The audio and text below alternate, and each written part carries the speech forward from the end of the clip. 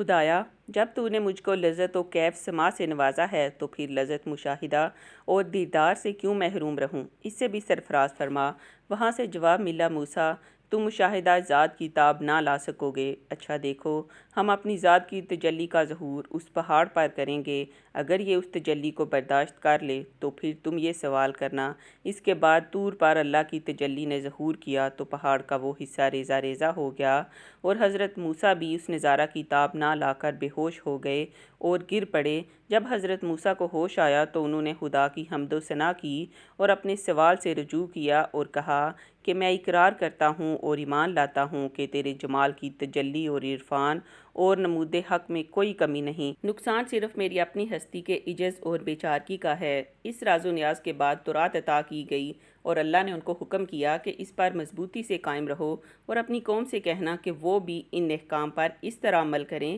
کہ جو عمل نیک جس قدر زیادہ قرب الہی کا سبب بنے اس کو دوسرے اعمال پر ترجیح دیں۔ اسی اثناء میں ایک اور عجیب و غریب واقعہ پیش آیا جس کو حیرت زا بھی کہہ سکتے ہیں اور افسوسناک بھی، اور جس سے بنی اسرائیل کی ذہنیت اور اخلاقی پستی بے نقاب ہو کر سامنے آ جاتی ہے۔ یعنی جبل طور یا حورب کے پہاڑ پر تو حضرت موسیٰ پروردگار عالم سے راز و نیاز میں مصروف اور بنی اسرائیل کے لیے آئین الہی حاصل کرنے میں مشغول تھے، اور نیچے وادی سینا میں بنی اسرائیل نے سامری کی قیادت میں خود ہی اپنا معبود منتخب کر کے اس کی سماعت لگا لی اور پرستی شروع کر دی۔ جمہور مفسرین کی تفسیر کے مطابق واقعے کی تفصیل یہ ہے کہ حضرت موسیٰ جب طور پر تورات لینے کے لیے تشریف لے جانے لگے تو بنی اسرائیل سے یہ فرمایا کہ میرے اعتکاف کی مدت 1 ماہ ہے، مدت پوری ہونے پر فوراً تمہارے پاس پہنچ جاؤں گا۔ ہارون تمہارے پاس موجود ہیں، یہ تمہارے احوال کے نگران رہیں گے۔ مگر طور پر جا کر وہ مدت 30 کی بجائے 40 دن ہو گئی۔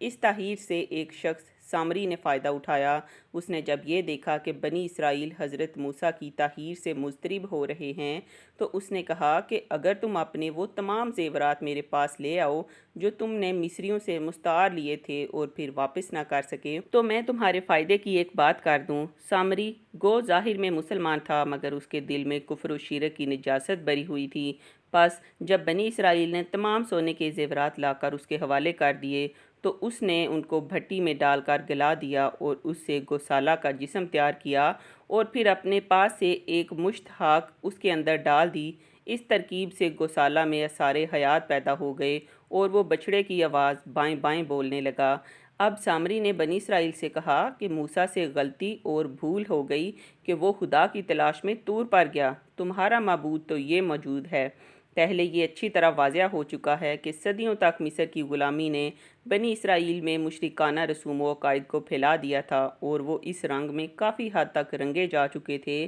اور گوسالہ پرستی مصر کا قدیم عقیدہ تھا اور ان کے مذہب میں اس کو بہت اہمیت حاصل تھی۔ اسی لیے ان کے ایک بڑے دیوتا کا منہ گائے کی شکل کا تھا اور وہ عقیدہ رکھتے تھے کہ کرۂ ارض گائے کے سر پر قائم ہے۔ سامری نے جب بنی اسرائیل کو ترغیب دی کہ وہ اس کے بنائے ہوئے گوسالہ کو اپنا معبود سمجھیں اور اس کی پوجا کریں تو انہوں نے بآسانی اس کو قبول کر لیا۔ حضرت ہارون نے یہ دیکھا تو بنی اسرائیل کو سمجھایا کہ ایسا نہ کرو، یہ تو گمراہی کا راستہ ہے، مگر انہوں نے ہارون کی بات ماننے سے انکار کر دیا اور کہنے لگے کہ جب تک موسیٰ نہ آ جائیں ہم اس سے باز آنے والے نہیں۔ یہاں جب یہ نوبت پہنچی تو اللہ تعالیٰ کی مصلحت کا تقاضا ہوا کہ حضرت موسیٰ کو اس واقعے سے مطلع کر دے، اس لیے حضرت موسیٰ سے پوچھا، موسیٰ تم نے قوم کو چھوڑ کر یہاں آنے میں اس قدر جلدی کیوں کی؟ حضرت موسیٰ نے عرض کیا، خدایا اس لیے کہ تیرے پاس جلد حاضر ہو کر قوم کے لیے ہدایت حاصل کروں۔ اللہ تعالیٰ نے اس وقت ان کو بتایا کہ جس کی ہدایت کے لیے تم اس قدر مضطرب ہو وہ اس گمراہی میں مبتلا ہے۔ حضرت موسیٰ نے یہ سنا تو ان کو سخت رنج ہوا اور غصہ اور ندامت کے ساتھ قوم کی طرف واپس ہوئے اور قوم سے مخاطب ہو کر فرمایا، یہ تم نے کیا کیا؟ مجھ سے ایسی کون سی تاخیر ہو گئی تھی جو تم نے یہ آفت برپا کی؟ یہ فرماتے جاتے تھے اور غیظ و غضب میں کانپ رہے تھے، حتیٰ کہ ہاتھ سے تورات کی الواح بھی گر گئیں۔ بنی اسرائیل نے کہا کہ ہمارا کوئی قصور نہیں، مصریوں کے زیورات کے جو بوجھ ہم ساتھ لیے پھر رہے تھے وہ سامری نے ہم سے مانگ کر یہ سوانگ بنا لیا اور ہم کو گمراہ کر دیا۔ شرک منصب نبوت کے لیے ایک ناقابل برداشت شے ہے، اس لیے اور نیز اس لیے بھی کہ حضرت موسیٰ بہت گرم مزاج تھے۔ انہوں نے اپنے بھائی ہارون کی گردن پکڑ لی اور داڑھی کی جانب ہاتھ بڑھایا تو حضرت ہارون نے فرمایا برادر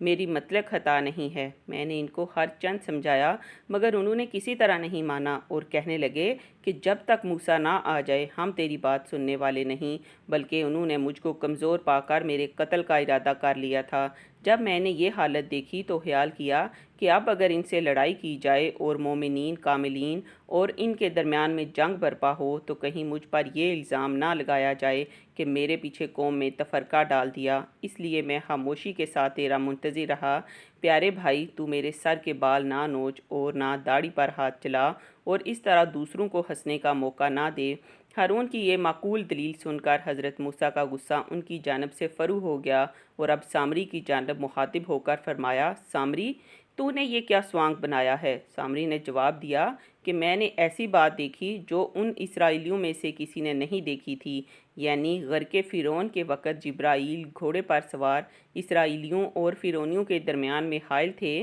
میں نے دیکھا کہ ان کے گھوڑے کے سیم کی خاک میں عصر حیات پیدا ہو جاتا ہے اور خشک زمین پر سبزہ اگاتا ہے، تو میں نے جبرائیل کے گھوڑے کے قدموں کی خاک سے ایک مٹھی بھر لی اور اس خاک کو اس بچھڑے میں ڈال دیا اور اس میں زندگی کے آثار پیدا ہو گئے اور یہ بائیں بائیں کرنے لگا۔ حضرت موسیٰ نے فرمایا اچھا اب تیرے لیے دنیا میں یہ سزا تجویز کی گئی کہ تو پاگلوں کی طرح مارا مارا پھرے اور جب کوئی انسان تیرے قریب آئے تو اس سے بھاگتے ہوئے یہ کہے کہ دیکھنا مجھ کو ہاتھ نہ لگانا، یہ تو دنوی عذاب ہے، اور قیامت میں ایسے نافرمانوں اور گمراہوں کے لیے جو عذاب مقرر ہے وہ تیرے لیے وعدہ الہی کی صورت میں پورا ہونے والا ہے۔ اے سامری یہ بھی دیکھ لے کہ تو نے جس گوسالہ کو معبود بنایا تھا اور اس کی سماعت لگا کر بیٹھا تھا، ہم ابھی اس کو آگ میں ڈال کر خاک کیے دیتے ہیں اور اس خاک کو دریا میں پھینک دیتے ہیں کہ تجھ کو اور تیرے ان بے وقوف مقتدیوں کو معلوم ہو جائے کہ تمہارے معبود کی قدر و قیمت اور طاقت اور قوت کا یہ حال ہے کہ وہ دوسروں پر عنایت اور کرم تو کیا کرتا خود اپنی ذات کو ہلاکت اور تباہی سے نہ بچا سکا۔ بدبختو یہ معمولی بات بھی نہ سمجھ سکے کہ تمہارا معبود صرف وہی ایک خدا ہے جس کا نہ کوئی ساجی ہے نہ کوئی شریک اور وہ ہر شے کا عالم اور دانا ہے۔ حضرت موسیٰ جب ان معاملات سے فارغ ہو گئے تو انہوں نے اللہ تعالیٰ سے رجوع کیا کہ اب ان کے پاس ارتداد اور بے دینی کی سزا تیرے نزدیک کیا ہے؟ وہاں سے جواب ملا کہ جن لوگوں نے یہ شرک کیا ان کو اپنی جان سے ہاتھ دھو لینا پڑے گا۔ نسائی میں روایت ہے کہ حضرت موسیٰ نے بنی اسرائیل سے کہا کہ تمہاری توبہ کی ایک صورت مقرر کی گئی ہے، وہ یہ کہ مجرموں کو اپنی جان کو اس طرح ختم کرانا چاہیے کہ جو شخص رشتے میں جس سے زیادہ قریب ہے وہ اپنے عزیز کو اپنے ہاتھ سے قتل کرے، یعنی باپ بیٹے کو اور بیٹا باپ کو اور بھائی بھائی کو۔ آخر بنی اسرائیل کو اس حکم کے سامنے سر تسلیم ہم کرنا پڑا۔ تورات میں ہے کہ اس طرح 3000 بنی اسرائیل قتل ہوئے